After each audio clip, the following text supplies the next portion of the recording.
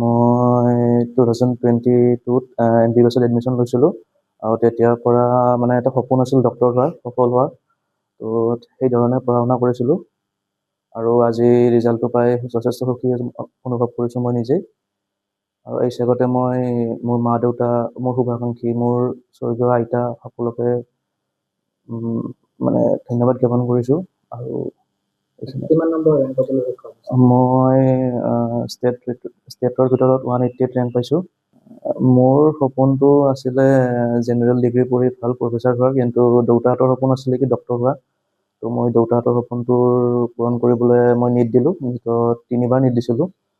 তেনেকৈ নীটত পালোঁ আৰু এতিয়া মই সপোনৰ সেই ডক্টৰ হোৱাৰ পিনে আৰু ধাৱমান হৈছোঁ। আৰু পৰিয়ালৰ ফালৰ পৰা মই সহযোগিতা সম্পূৰ্ণভাৱে লাভ কৰিছিলোঁ।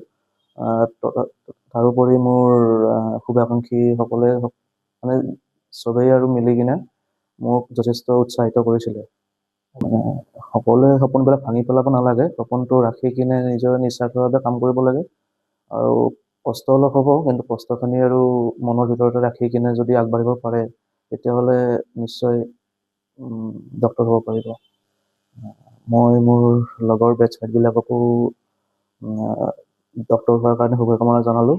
লগতে সকলো এজন ভাল মানুহ হওক, ভাল ডক্টৰ হওক আৰু বজালী অঞ্চলৰ সুনাম কঢ়িয়াই আনক।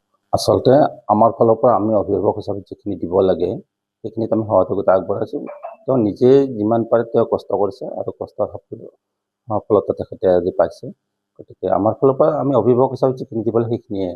মই আৰম্ভণিৰ পৰা ভাবিছিলোঁ তাৰ পঢ়াৰ প্ৰতি যিটো নিচা আছিল, যে এটা সময়ত আমাৰ যিহেতুকে এই অঞ্চলত নাছিল তেনেকৈ ডাক্তৰ, গতিকে অঞ্চলৰ ফালৰ পৰা ডাক্তৰ হৈ আহক, আৰু সেইটো মোৰ এটা ইচ্ছা আছিল আৰু মোৰ ইচ্ছাটোক তেওঁ পূৰণ কৰিলে, সেইটো মই ভাল পাইছোঁ। আজি আমি প্ৰায় আজিকালি যিহেতুকে ডিজিটেল যুগ, ফোনত থাকোঁৱে, ফোনত খবৰ কৰোঁ, কিবা অসুবিধা পালে আমাক জনায়, আমি সেইমতে যিমান পাৰোঁ আমাৰ ফালৰ পৰা ট্ৰিটমেণ্ট এটা লওঁ। গতিকে তেনেকৈ যিকোনো খবৰৰ বাবে যোগাযোগ কৰক আমাৰ এই নম্বৰত 9181 307 221।